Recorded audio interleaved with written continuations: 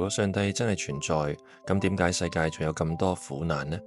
上一集我哋主要回答嘅係一個理性嘅問題：苦難嘅存在同上帝嘅存在是否互相矛盾？答案係唔一定嘅，甚至好多嘅哲學家亦都承認呢兩者喺邏輯上係完全兼容嘅。但今日我哋想進一步傾一個更加貼近人心嘅問題：就算我知道信仰冇被苦難推翻，但係當苦難真係臨到我嘅時候，我要點樣撐落去呢？我點樣喺痛苦裏頭揾到繼續行落去嘅意義？如果你而家正喺生命嘅低谷，或者你身邊有人正喺經歷難以理解嘅痛苦，希望呢條嘅影片可以俾你一啲嘅安慰，亦都俾你一啲嘅盼望。大家好，我係 DJ 嘅 D Daniel 牧師。喺我哋尋找苦難意義嘅時候，有一個原則非常重要，就係永遠都唔好覺得自己已經揾到關於呢個苦難嘅所有意義。點解咁樣講呢？首先，你喺理論上係唔可能嘅，因為我哋相信一位能力同智慧都遠超我哋嘅上帝，亦都即係話有一啲苦難嘅意義係上帝知道，但係我哋冇辦法知道嘅。就好似父母有時候會同小朋友講，等你長大你就明啦。有一啲嘅意義，有一啲嘅道理係小朋友有限嘅認知仲未有辦法明白，而上帝同我哋之間嘅差距無限大於父母同小朋友之間嘅差距。所以話理論上總係有一啲苦難嘅意義係上帝知道，但我哋暫時仲未知道。就算喺一個苦難嘅裏頭，我哋諗到10個意義，但請大家記住，絕對仲有第11個係我哋暫時唔知嘅。大家一定要記得呢個十分重要嘅原則。除咗理論上唔可能之外，其次呢，喺實際上亦都係唔可行嘅。意思就係呢一啲對於身處苦難嘅人嚟講係冇幫助嘅。點解冇幫助呢？因為當我哋去列舉我呢一次病咗，呢一次嘅車禍，或者呢次遭遇嘅打擊到底有乜嘢意義嘅時候，我哋有意無意之間係會做一件咩事情呢？我哋會去計算值唔值得。我哋會攞自己付出嘅代價同損失，同我哋所睇見嘅苦難嘅意義嚟做比較。我哋會問自己，係我損失多一啲啊，定係我得到嘅意義多一啲呢？如果你同自己講，我已經揾到關於呢個苦難嘅全部意義，你往往係唔會覺得開心嘅。點解呢？因為你計嚟計去，往往會覺得自己失去嘅比起得到嘅要多得太多。譬如話有親人離世，你喺呢件事情裏頭睇到揾到一啲意義，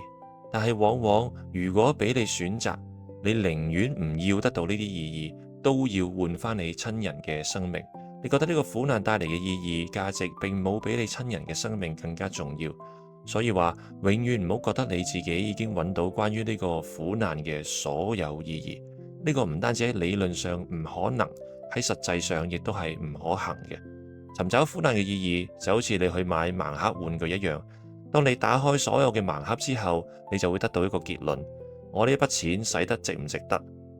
如果你開出嚟嘅全部都係普通版嘅玩具，咁你就會覺得你啲錢唔值得啦。但係如果你開出一隻你特別中意嘅，或者一隻可以高價轉售嘅隱藏版，咁你就會覺得你筆錢使得太值啦。我唔係話苦難係好輕鬆嘅，苦難亦都唔係玩具，亦都唔係遊戲。但係呢個嘅比喻想表達嘅係，有一啲嘅意義唔係一次就全部睇見，而係要喺時間裏頭一個一個嘅被打開。正如盲盒需要一個一個打開，苦難嘅意義亦都一樣，佢需要時間一個一個去發現嘅。從盲盒裏頭開出嚟嘅玩具，你唔係每一個都中意，你係會特別想要某個款式，或者特別唔想要某個款式。苦難嘅意義亦都一樣，唔係每個意義對你嚟講都有同等嘅份量。有一啲你會覺得比較睇重，可以更加安撫到你，會讓你會心一笑，讓你釋然。相反，有一啲就唔太能夠安撫到你。呢個就係點解我哋話永遠唔好以為自己已經揾到所有嘅意義。你要記得，總係有一啲你而家仲未有辦法打開嘅盲盒，有一啲隱藏版嘅苦難意義係你而家暫時仲未發現得到嘅，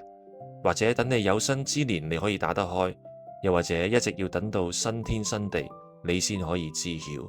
而當你打開呢啲隱藏版嘅盲盒之後，可能其中一個意義就已經遠超過你一生喺地上所發現嘅所有意義。到嗰個時候，你就一定會心滿意足嘅。所以關於苦難嘅意義有兩個原則：第一，我哋要記得一定仲有我哋尚未知道嘅苦難意義；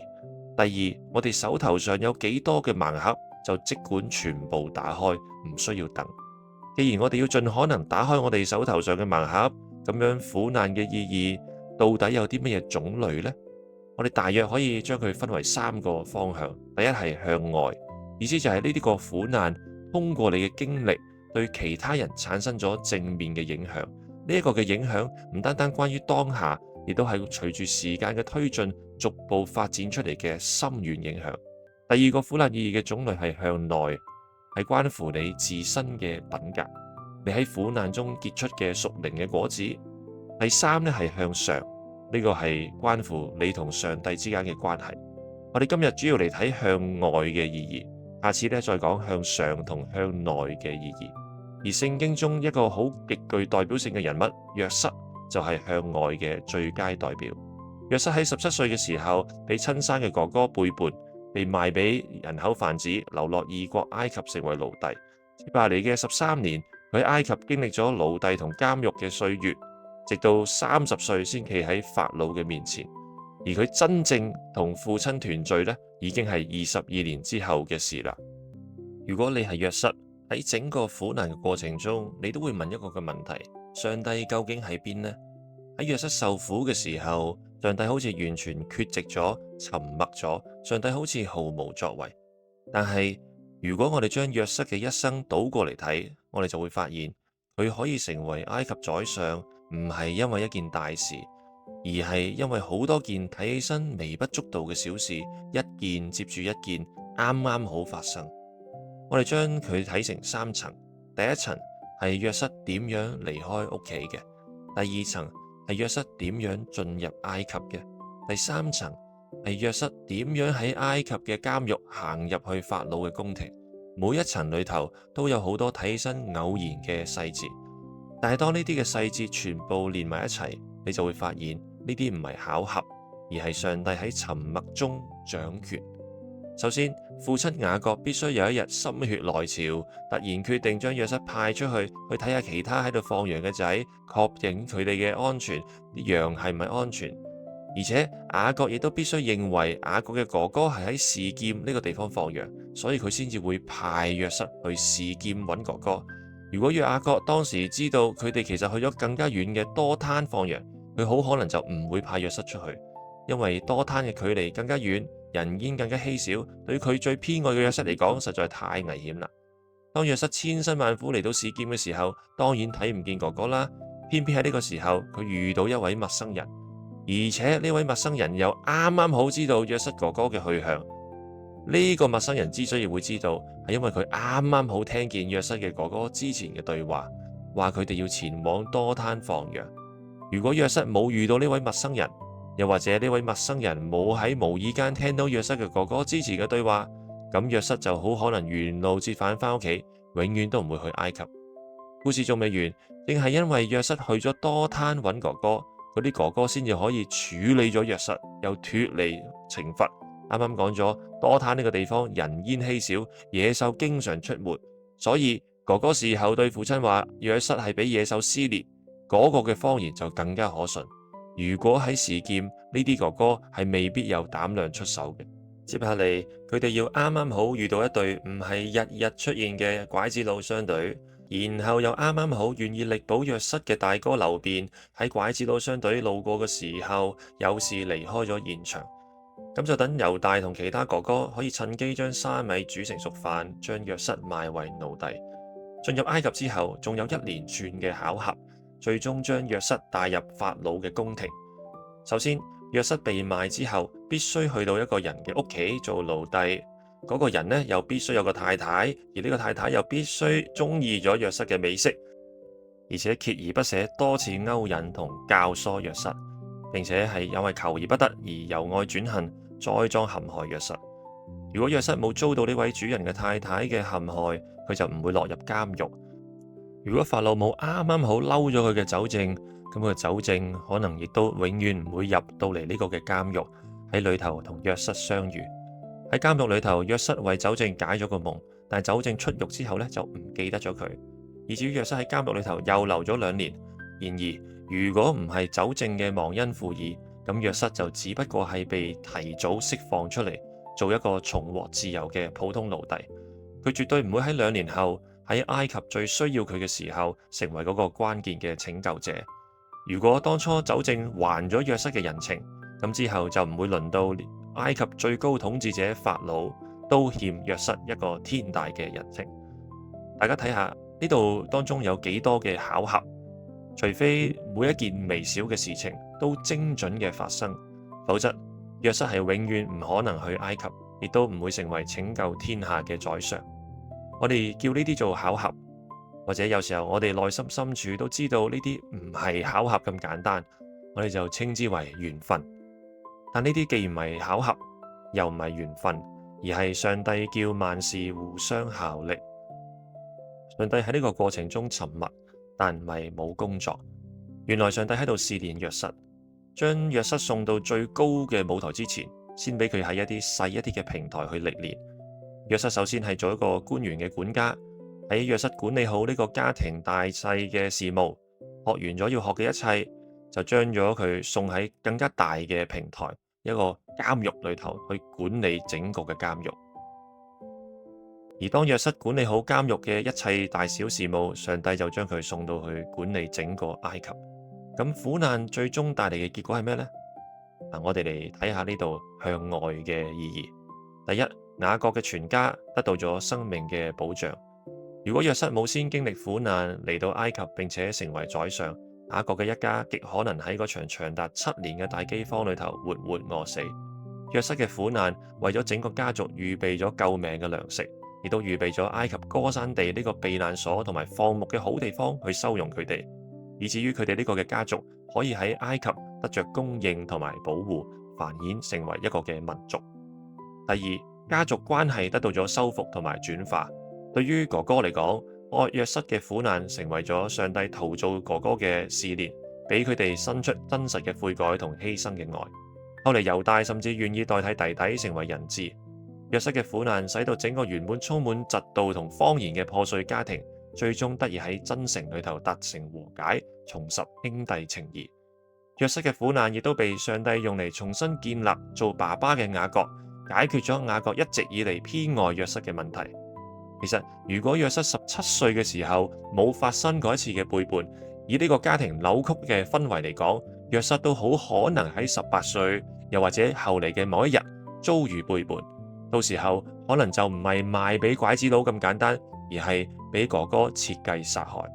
第三方面嘅苦難意義係對於法老同埃及帝國嚟講嘅，約瑟使佢哋免於滅國之災。約瑟透過解夢同埋卓越嘅行政管理，喺豐收嘅7年積蓄糧食，使埃及安然度過之後嘅7個大荒年。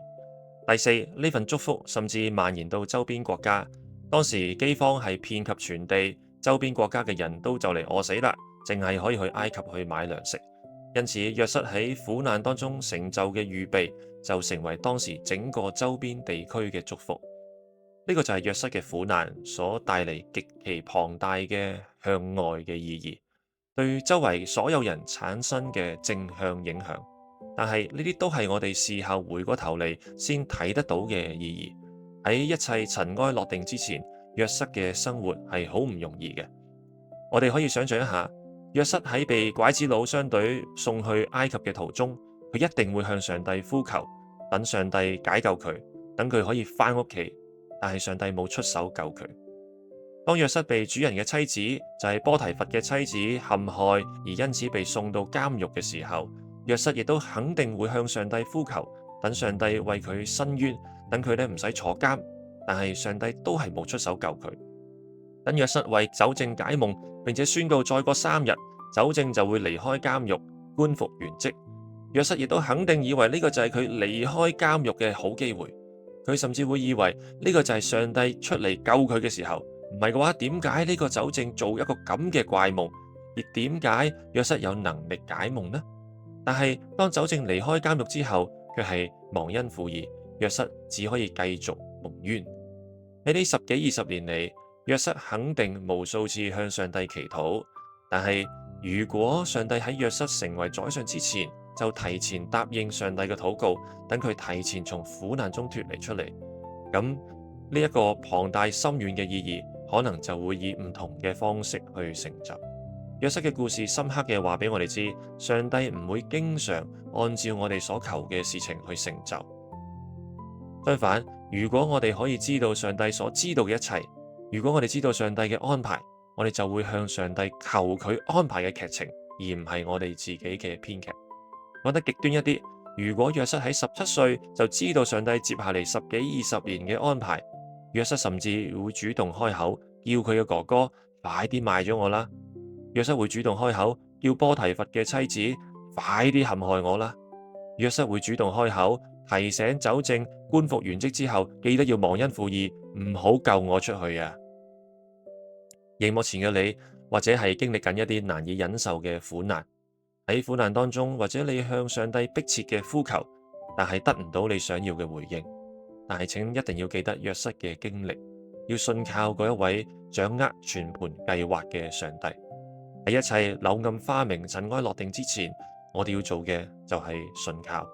喺試煉中捉緊上帝。呢個就係約瑟當時所經歷嘅。正如詩篇105篇所講，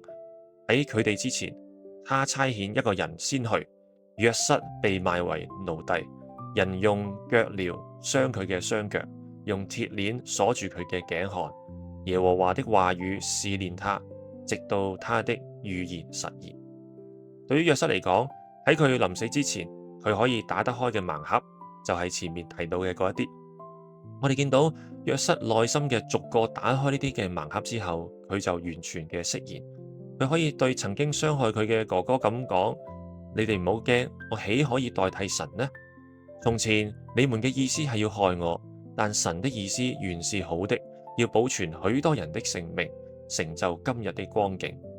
儘管單憑呢啲嘅盲盒，約瑟就已經知足，但係至少仲有一個隱藏版嘅盲盒，係約瑟生前係冇辦法打開嘅。嗰個就係佢嘅經歷對於後世嘅信徒嘅鼓勵。數千年嚟，無數喺冤屈或者絕望困境中嘅人，因為約瑟嘅故事，睇見神如何喺人嘅惡意中掌權，而重新獲得活下去嘅盼望。我哋頭先睇到約瑟嘅故事。呢個係一個非常經典同埋宏大嘅例子，等我哋睇見苦難喺現實世界中點樣成為身邊嘅人，甚至整個時代嘅祝福。呢個就係極其龐大嘅向愛嘅意義。但係熒幕前面嘅你可能有一個嘅疑問：如果我嘅苦難並冇好似約瑟咁有機會去拯救人，甚至我連接觸別人嘅機會都冇，只可以孤單嘅承受痛苦，咁我嘅苦難仲有冇向外嘅意義呢？其實向外嘅意義有時候咧都帶一啲向上嘅維度，因為我哋所遭遇嘅苦難，除咗影響住我哋周圍睇得見嘅人，亦都深刻嘅作用於我哋所睇唔見嘅靈界。嚴格嚟講，呢個已經唔係單純嘅向外啊，係帶及一啲嘅向上嘅層面。但係咧，我仍然係將佢放喺呢一度，因為佢提醒我哋，你嘅苦難唔係淨係影響人嘅，亦都係喺睇唔見嘅世界當中成為見證。為咗要俾大家明白呢一點，我想同大家分享兩個勇敢嘅女性嘅故事。第一個咧叫做喬尼。喬尼幾乎一生都係喺輪椅上度過。佢17歲嘅時候跳水發生意外，導致肩膊下面全身癱瘓。喺受傷之後嘅前2年，喬尼經歷咗極深嘅憂鬱、苦毒，佢想要自殺，甚至深深懷疑過自己嘅基督教信仰。佢每一日都問：點解咁嘅事情發生喺我身上？我係一個委身於基督嘅基督徒，點解我嘅餘生要喺輪椅上度過？上帝點可以喺當中成就一啲嘅美善呢？我點解要信靠一位允許呢啲事情發生喺我身上嘅上帝？然而，雖然緩慢，卻係無比堅定嘅。佢開始喺信仰當中有進展，佢開始打開佢嘅盲盒，佢開始發現一啲苦難嘅意義。佢開始睇到佢嘅苦難係向其他人見證上帝榮耀嘅一種方式，因為其他人如果睇見佢喺極大苦難之下嘅忍耐同埋喜樂，係會向佢哋強烈嘅顯明上帝係真實嘅。喬尼年紀大一啲之後，佢去到巴提摩一個復健中心，佢同另外3、4位年輕嘅女士成為室友，佢哋都有各自嘅嚴重障礙。其中有一位嘅室友叫做鄧尼斯。鄧尼斯嘅故事同樣令人惋惜。佢曾經係馬里蘭巴的摩市嘅高中生，性格開朗又受人歡迎。但係同喬尼喺17歲遭遇意外一樣，鄧尼斯都係喺17歲遭遇意外。有一日，當佢喺樓梯級上面跳嚟跳去嘅時候，因為膝頭哥有啲嘅冇力而棘咗一下，點知喺嗰一日快要結束嘅時候，佢變成幾乎係冇辦法再行路。佢返到屋企之後，佢瞓喺床上面休息，但起身食晚飯嘅時候，佢就發現自己從腰部以下都癱瘓啦。冇耐之後，情況惡化到變成係頸部以下都癱瘓，而且再加上雙眼失明。就係咁樣毫無預警嘅，鄧尼斯嘅身體狀況急速變差。但係鄧尼斯同佢嘅媽媽係非常虔誠嘅基督徒，每一晚媽媽都會嚟為佢讀聖經，同垂死嘅女兒一齊嘅禱告。鄧尼斯亦都知道自己就嚟要死啦，但係死亡嘅腳步卻係嚟得一啲都唔快。佢喺病床上面受咗整整8年嘅煎熬，然後先至死亡。鄧尼斯嘅死對於喬尼嘅心裏頭產生極大嘅震盪。一個如此愛耶穌嘅人，喺8年癱瘓瞎眼嘅歲月裏頭，從未有過抱怨。佢咁愛耶穌，但係佢嘅苦難睇起身卻係毫無道理。因為鄧尼斯唔似喬尼咁樣可以發展出可以體驗到一啲向外嘅意義。因為除咗係鄧尼斯嘅媽媽，幾乎冇人去探鄧尼斯。鄧尼斯連向其他人做見證嘅機會都冇啊！當喬尼聽到鄧尼斯終究都係死咗嘅時候呢，佢將自己嘅掙扎同幾位朋友分享。朋友就帶佢睇聖經裏頭講到靈界嘅生物，包括天使啊、魔鬼啊，係時刻察看地上發生嘅事。於是喬尼突然明白啦，鄧尼斯唔係孤單嘅喺病床上面慢慢死去，而係受到咗好多嘅關注。為咗要等大家明白喬尼嘅呢個洞見，我邀請屏幕前嘅你同我一齊做一個思想實驗。如果我話俾你知，聽日一整日嘅時間會有一台特別嘅超級影像機，將你所講嘅每句話、所做嘅每件事，甚至你腦裏頭所諗嘅每個念頭，都毫無保留嘅放喺電視上面直播，個情況係點呢？佢可能會傳遍全世界，有10億或者更加多嘅人睇見。請問對你聽日嘅生活帶嚟乜嘢嘅改變呢？我諗一定係會有改變。呢種全天候嘅直播會對於哪怕係你明天最一閃而過嘅一個嘅念頭，或者最微不足道嘅一個嘅行動，都賦予極大嘅意義同埋重要性。重點嚟啦，鄧尼斯嘅故事同埋我哋下次會睇嘅約伯嘅故事，都係話俾我哋知呢個係每日都發生緊嘅事情。我哋每一個人其實一早就喺全天候無死角嘅拍攝嘅當中。我知道咁樣講聽起身會有啲誇張，甚至乎好似講笑咁樣，但係我想用一個現代人比較容易明白嘅方式嚟講。你嘅社交媒體可能冇太多嘅 fans 吓，你嘅生活可能冇咁多人關注，但係從聖經角度嚟睇，你嘅生命唔係冇人觀看嘅。我哋每一個嘅人其實都係活喺一個更加大嘅見證場域裏頭。某種意義上，我哋每一個人喺靈界裏頭都係超級網紅。喺睇唔見嘅世界裏頭，你嘅信靠、你嘅忍耐、你嘅眼淚、你冇講出口嘅抱怨，你一次又一次選擇唔放棄，都係被睇見嘅。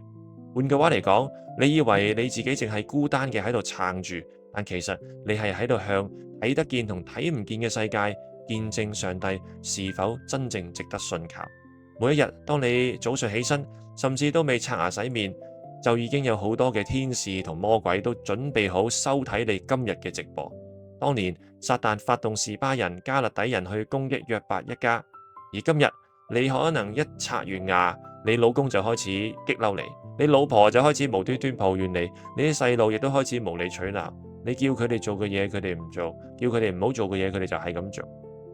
喺呢啲讓你崩潰嘅日常麻煩裏頭，所有嘅天使同魔鬼都喺度靜靜嘅睇實，佢哋喺度睇你會唔會好似約伯同約瑟一樣，喺呢一切讓你痛苦煩躁嘅事情上面，並沒有犯罪，也沒有歸咎於神。當我哋跌倒、抱怨、失去信靠嘅時候，仇敵當然樂意藉此控告我哋。但當我哋喺軟弱嘅當中仍然捉住上帝，哪怕淨係好微小嘅一點信靠，本身就係對上帝榮耀嘅見證。你所做嘅每件事，你喺苦難當中流嘅每滴眼淚，你忍住冇發出嘅每一個嘅抱怨，每一次你或者大聲叫，都有億萬個靈界活物睇見啊！最緊要嘅係咧係上帝佢都睇見，所以永遠唔好話你嘅苦難係冇意義嘅。任何一個苦難都有向外嘅意義，因為冇一場苦難係冇被人睇見嘅，或者你自己聽唔見，或者你而家感覺唔到，但係你嘅堅持，你嘅信靠，正喺靈界發出震耳欲聾嘅回響。今日影片結束之前，我想留俾大家一個嘅問題：喺你而家經歷緊嘅困難裏頭，有冇可能上帝正喺度成就一啲你暫時睇唔到嘅意義呢？或者你而家仲打唔開嗰個嘅盲盒，但請你唔好太早下結論，因為上帝仲未寫完你嘅故事。願上帝賜福俾你。我係 DJ 嘅 D Daniel 牧師，我哋下次見。